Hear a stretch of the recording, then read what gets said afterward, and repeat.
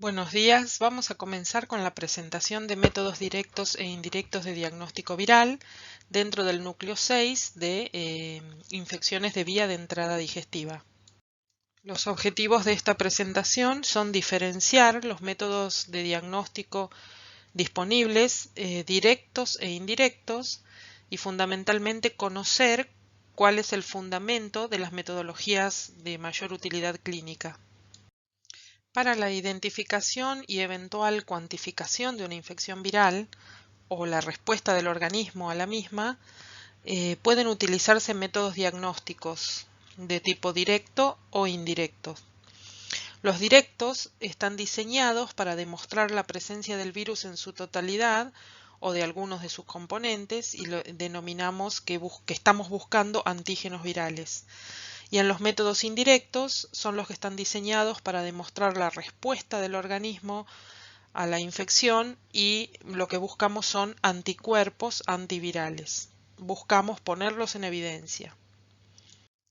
Entre los diseños para demostrar la presencia del virus o de alguno de sus componentes tenemos en primer lugar el aislamiento viral por la metodología de cultivo, la detección de antígenos virales por métodos inmunológicos, en los que vamos a ver el fundamento de los métodos más comunes de este tipo. También la detección de ácidos nucleicos virales a través de los métodos de biología molecular o la observación microscópica de virus, que es una microscopía especial. Dentro de los métodos de diagnóstico directo viral, el método de referencia o gol estándar es el desarrollo del virus en cultivos, directamente el aislamiento viral a partir de cultivos. Por las características del ciclo de vida de estos microorganismos, es necesario cultivarlos en células, no en medios de cultivo como los que se utilizan para bacterias, que son sustratos, digamos, que le aportan nutrientes. El virus necesita células para poder desarrollar su ciclo de vida. Entonces, el método de aislamiento viral es el método gol estándar, pero es un proceso lento, laborioso, que está reservado específicamente a laboratorios de investigación o laboratorios de referencia y requiere el entrenamiento muy específico del personal para su manipulación.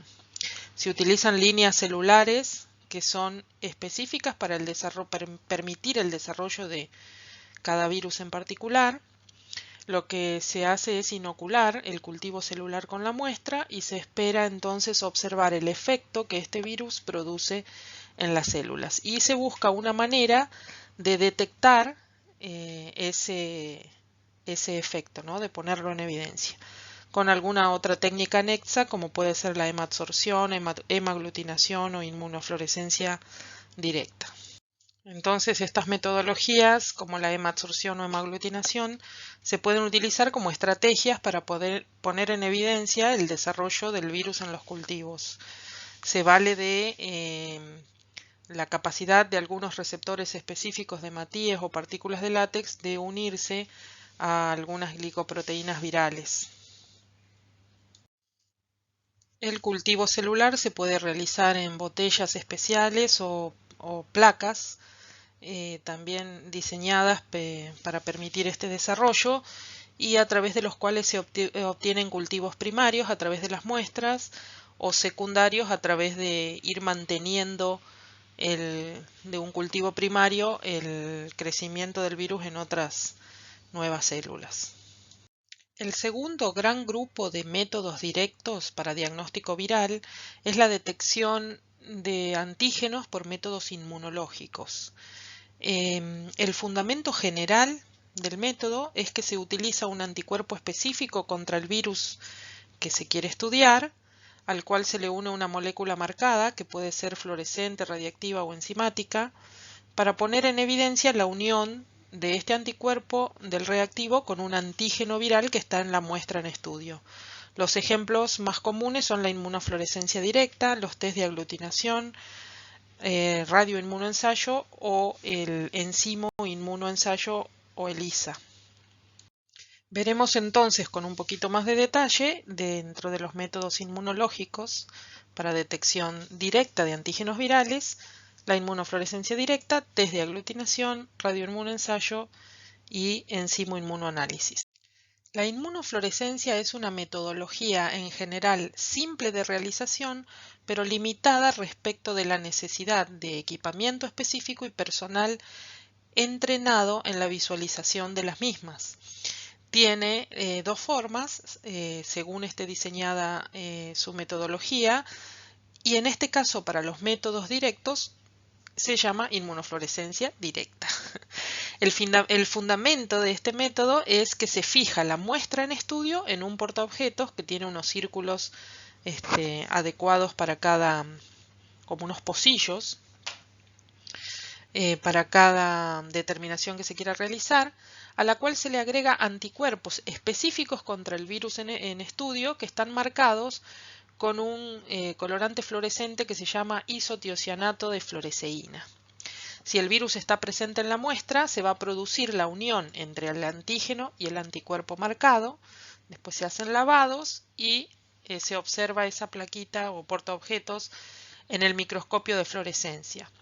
Las ventajas, como mencionamos, es que es simple de realizar, pero la limitación es que requiere un microscopio de fluorescencia que debe estar en un espacio especial del laboratorio, porque la microscopía de fluorescencia se tiene que observar en un cuarto oscuro, totalmente oscuro, para que la vista pueda acostumbrarse o acomodarse a la observación de la fluorescencia, y el observador tiene que estar muy entrenado en la visualización de los patrones específicos para cada determinación.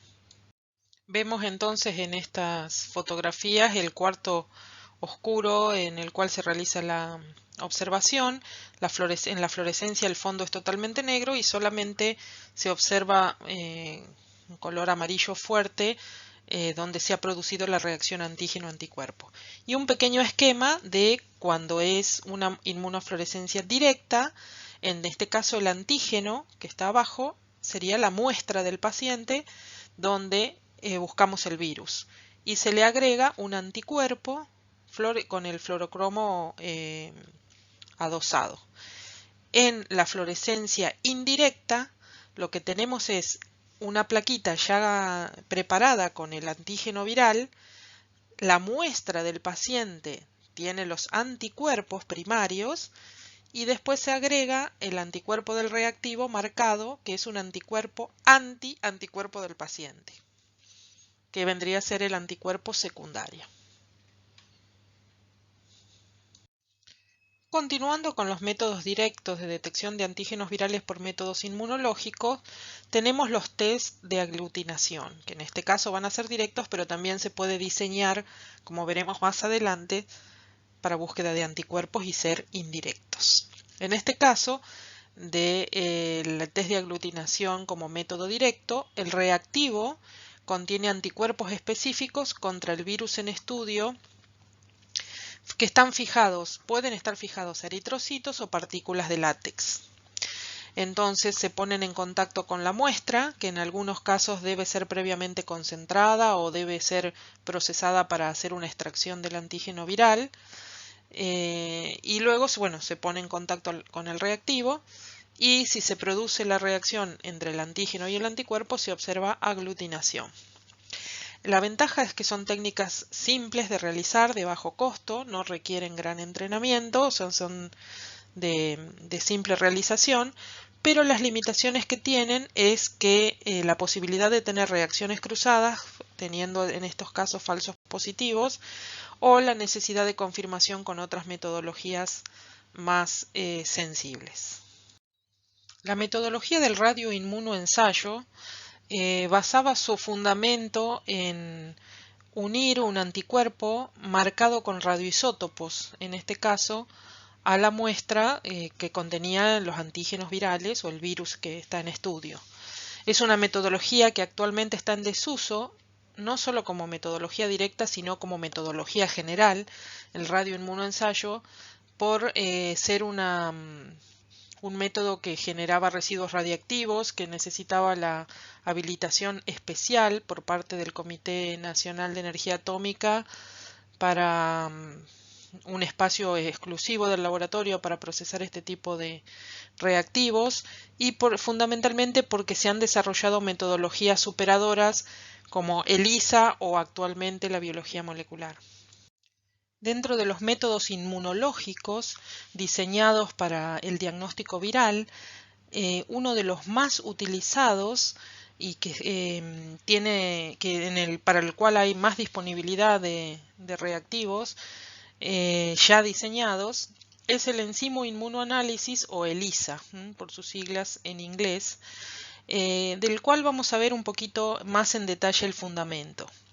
En este caso, en un método directo, se pone en contacto la muestra en estudio que contiene el virus. En algunos casos esta muestra debe ser previamente concentrada o tratada antes de empezar con la reacción. Se pone en contacto con anticuerpos específicos contra el virus en estudio que están unidos a una fase sólida. O sea, están pegados, por ejemplo, al pocillo de algunas placas o microplacas o pegados a partículas de plástico. Y a su vez conjugados con una enzima. O sea, están marcados con una enzima que puede ser peroxidasa o fosfatasa alcalina. Esta enzima en el lugar de reacción también está adicionado un sustrato específico para que actúe y al actuar se produzca un cambio de color que se detecta con lectores de intensidad, o sea, unos aparatos que se llaman espectrofotómetro. Se pone todo en el sitio donde se va a producir la reacción y después se hace un lavado. Entonces, cuando se mide, cuando actúa la enzima, va a actuar sobre lo que quedó pegado únicamente, o sea, donde hubo la reacción antígeno-anticuerpo. La ventaja de esta metodología es que es una metodología relativamente simple y hay gran disponibilidad de opciones para distintos tipos de diagnóstico viral. Las limitaciones es que requiere cierta precisión, cierta habilidad técnica en el procesamiento porque se tiene que seguir muy atentamente los pasos y en general se manejan cantidades de muestras pequeñas. Los equipos que se utilizan para pipetear los reactivos tienen que estar bien calibrados para obtener un resultado óptimo, y siempre se largan con un control, un calibrador del método. Este método de ELISA puede diseñarse también como método indirecto, que vamos a ver más adelante.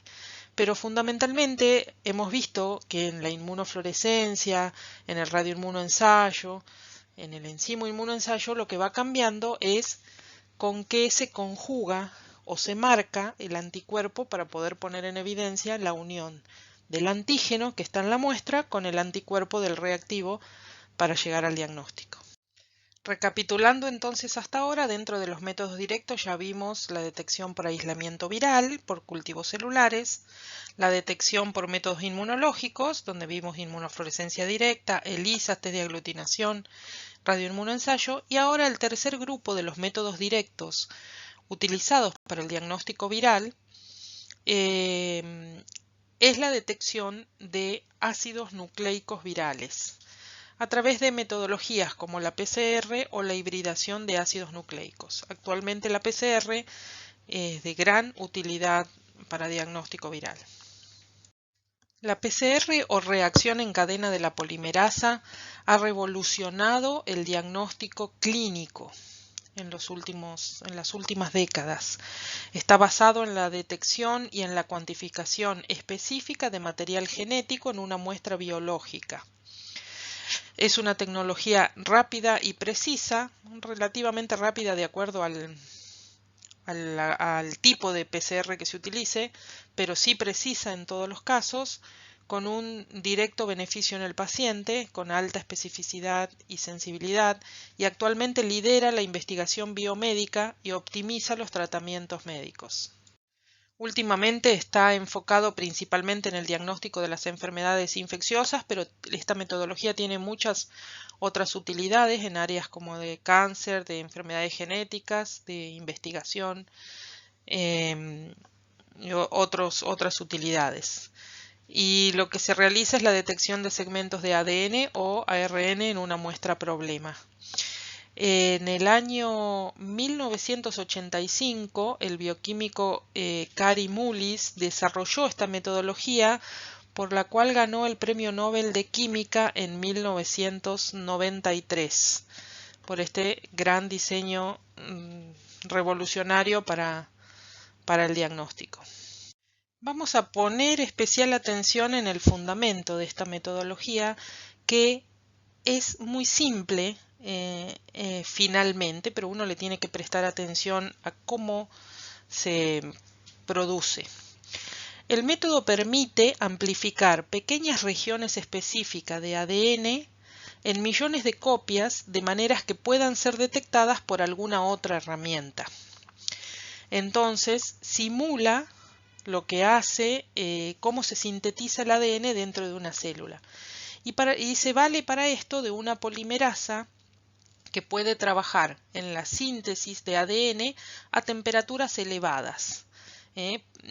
Una polimerasa que viene de una bacteria que puede vivir a altas temperaturas, que se llama Thermus aquaticus, por lo cual esta polimerasa se denominó TAC polimerasa, y la van a escuchar si ustedes empiezan a prestar atención a distintos tipos de PCR o a los distintos tipos de desarrollo diagnóstico de este tipo. Van a mencionar siempre a la TAC polimerasa. Se dispone entonces en un tubo de reacción todos los elementos necesarios para la síntesis del ADN y los coadyuvantes para que esta enzima pueda actuar correctamente. Y se colocan en un equipo que se llama termociclador, que irá variando la temperatura, así se permita que se desarrollen los pasos necesarios para primero separar las dos hebras del ADN, luego permitir la síntesis de esas dos hebras por esta TAC polimerasa y todos los nucleótidos que se ponen en la preparación. Y estos pasos, como ocurren en rangos precisos de temperatura, pueden, al ir variando la temperatura, se pueden ir repitiendo los ciclos las veces que sean necesarias para lograr una cantidad de amplificaciones que puedan medirse con alguna otra metodología anexa.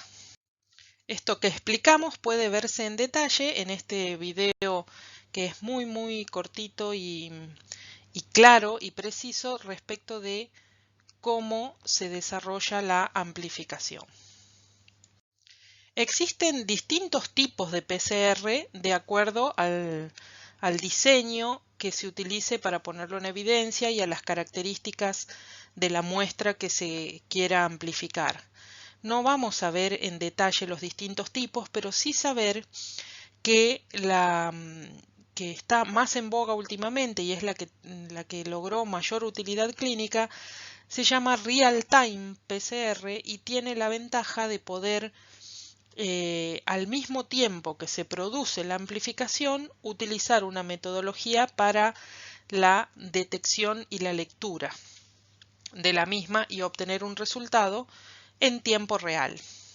Entonces, en este caso, la Real-Time PCR monitoriza la progresión de la amplificación en el momento que ocurre, lo cual posibilita disminuir el tiempo de emisión del resultado y del informe, para lo cual se utiliza una molécula fluorescente que se puede unir al ADN que se está amplificando en el termociclador, y lo que se mide en realidad es la intensidad de esa fluorescencia emitida durante la amplificación, la cantidad de moléculas que se van pegando al ADN que se va sintetizando. Otra metodología directa de detección de ácidos nucleicos virales es la hibridación de ácidos nucleicos. Son técnicas que permiten detectar y aislar moléculas de ADN o de ARN específicas de una muestra que tiene mezcla de moléculas similares. En la muestra de ácido nucleico debe existir una secuencia diana, que es obtenida con enzimas de restricción, y en este caso se agrega una sonda específica de secuencia conocida, complementaria a la secuencia diana, y a su vez marcada con algún elemento que permita su detección. Entonces, de acuerdo a cómo se desarrolle, puede, si es en medio líquido, puede ser en medio líquido o en un soporte sólido. En el medio líquido la sonda está en solución y en el medio sólido se aplica directamente en alguna base, digamos, que los pueda contener, y las diferentes metodologías, por ejemplo, son de dot blot, southern blot o northern blot. O puede ser también in situ, en la misma muestra, donde la sonda se aplica directamente en células o en cortes de tejido. El último de los métodos directos de diagnóstico viral sería la observación microscópica del virus directamente, de la partícula viral, a través de una microscopía especial que se llama microscopía electrónica. Existen dos tipos de microscopía electrónica, que puede ser de transmisión o de barrido. Tienen una diferencia en cuanto a su preparación y observación. Y lo que permite la microscopía electrónica es observar directamente en detalle la morfología del virus presente en una muestra clínica, pero tiene grandes limitaciones. Una de ellas es la baja sensibilidad, o sea, se requiere una alta concentración de virus en la muestra para poder lograr una adecuada observación. La preparación de la muestra es muy laboriosa. El microscopio es un microscopio especial de altísimo costo. No es posible realizar este tipo de microscopía de rutina y está limitada exclusivamente a los laboratorios de investigación y a ciertos laboratorios de investigación que dispongan de este microscopio y puedan, digamos, utilizarlo. Vemos aquí unas fotografías de cómo se ven partículas virales de preparados con un microscopio electrónico, microscopía electrónica de transmisión.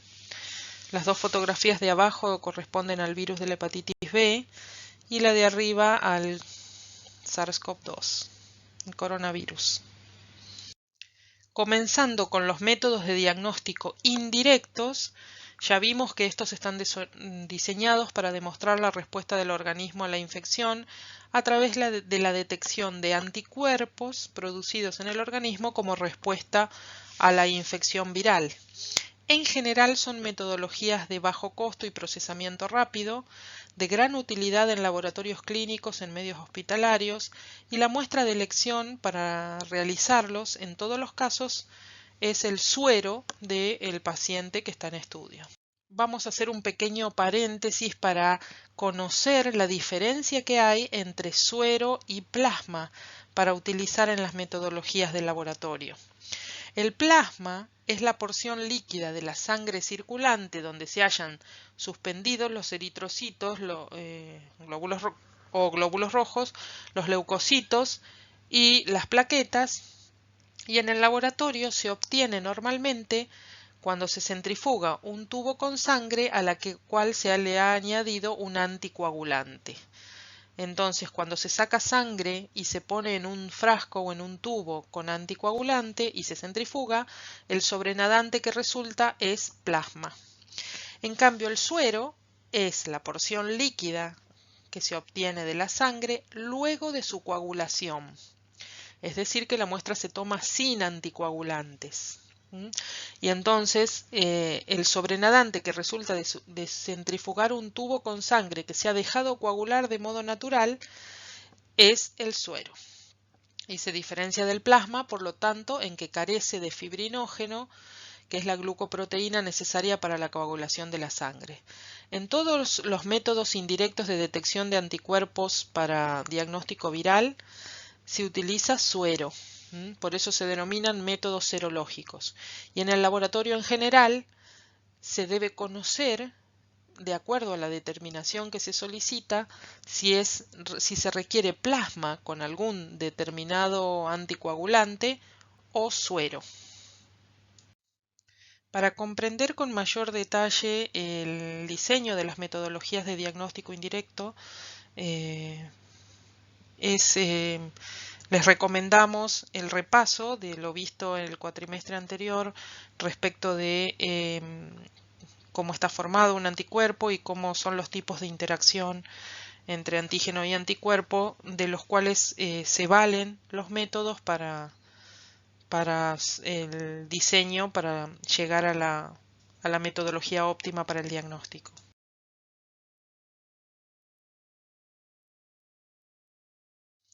Vemos nuevamente entonces acá, como habíamos visto también para método, como diseño de método directo, el ELISA o enzimo inmunoensayo, en este caso para la detección de anticuerpos desarrollados por el organismo en respuesta a una infección viral. De acuerdo al diseño, uno de los componentes queda inmovilizado, está inmovilizado en un soporte. Se añade el componente complementario que está marcado con una enzima y la muestra a la cual, en este caso, se añade también la muestra a la cual en la cual se buscarán anticuerpos antivirales específicos. Se pone todo en el sitio de la reacción, se hacen lavados para eliminar todos los que no se haya unido a nada y solo va a quedar en el soporte el complejo antígeno-anticuerpo. Se añade el sustrato para la enzima marcadora, cuyo resultante producirá un cambio de color en el medio. Y se cuantifica o detecta el cambio de color en un espectrofotómetro. Existen distintos diseños posibles de ELISA que no vamos a detallar en esta clase para no hacerla muy extensa, demasiado extensa, pero son la metodología de ELISA directo, ELISA indirecto, ELISA de tipo sándwich o competitivo. En la guía disponen de unos videos muy educativos, muy explicativos de la diferencia que hay en cada uno de estos diseños de la metodología de ELISA. Vemos acá un esquema muy general de los 4 métodos en los cuales tenemos que prestar atención a qué es lo que está pegado, digamos, al soporte, qué parte está marcada o conjugada con la enzima y lo que se detecta, si tiene en algunos casos anticuerpos primarios o anticuerpos secundarios. Otra metodología en la cual se desarrolla en base a la interacción primaria entre antígenos y anticuerpos es el Western blot. Es una metodología que utiliza como primer paso la separación de moléculas de una muestra clínica o de un reactivo de control a través de electroforesis, o sea, se separan todas las moléculas que componen esa muestra basándose en la carga eléctrica o en la masa de las mismas.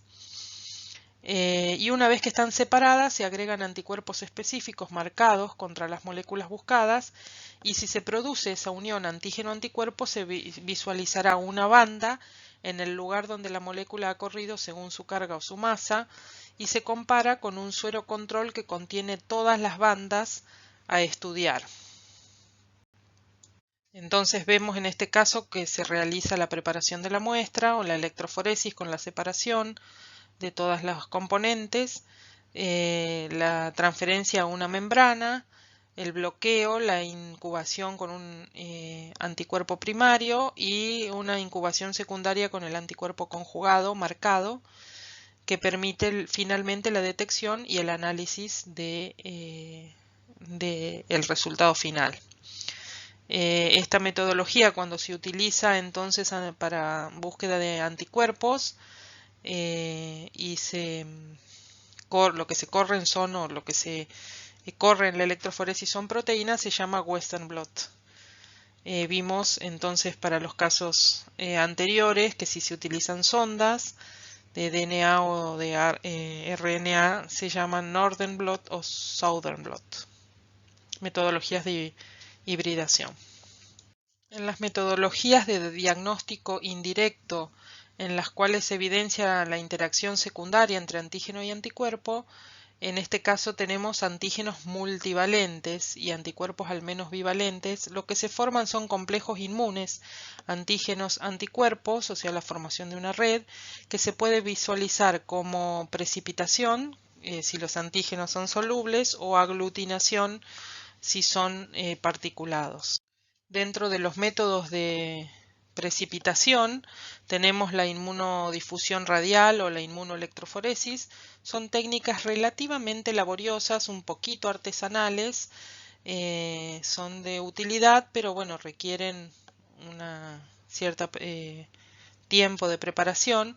Y los métodos de aglutinación son las metodologías más simples y de bajo costo, rápidas y de fácil interpretación. Por eso se han desarrollado gran cantidad de técnicas por este método. Por ejemplo, las técnicas para determinar grupo y factor sanguíneo, o para detectar antígenos o anticuerpos bacterianos o virales en algunos casos. Y es de fácil realización. A modo de resumen, entonces, en esta presentación vimos como métodos directos de diagnóstico viral el aislamiento viral a través de cultivos celulares, la detección de antígenos virales por métodos inmunológicos, y vimos inmunofluorescencia directa, ELISA, test de aglutinación, la detección de ácidos nucleicos virales por PCR, hibridación de ácidos nucleicos, y la microscopía electrónica. Y como métodos indirectos de diagnóstico viral, la detección de anticuerpos a través de métodos como ELISA, Western blot y métodos de aglutinación o precipitación. Con esto pudimos diferenciar los métodos de diagnóstico directos e indirectos y comprender los fundamentos de las metodologías disponibles más comunes. En base a estas metodologías, entonces se diseñan y se elige la que mejor demuestre la presencia de la infección y que sirva de acuerdo a la sensibilidad y especificidad del método para aportar la información necesaria para resolver la sospecha diagnóstica realizada por el médico en algunos casos, y en otros casos también para realizar el seguimiento o la evolución de la enfermedad. Muchas gracias por su atención. En la guía de actividades van a encontrar más información y bibliografía para ampliar lo expuesto en esta presentación. Espero que haya sido de utilidad. Muchas gracias.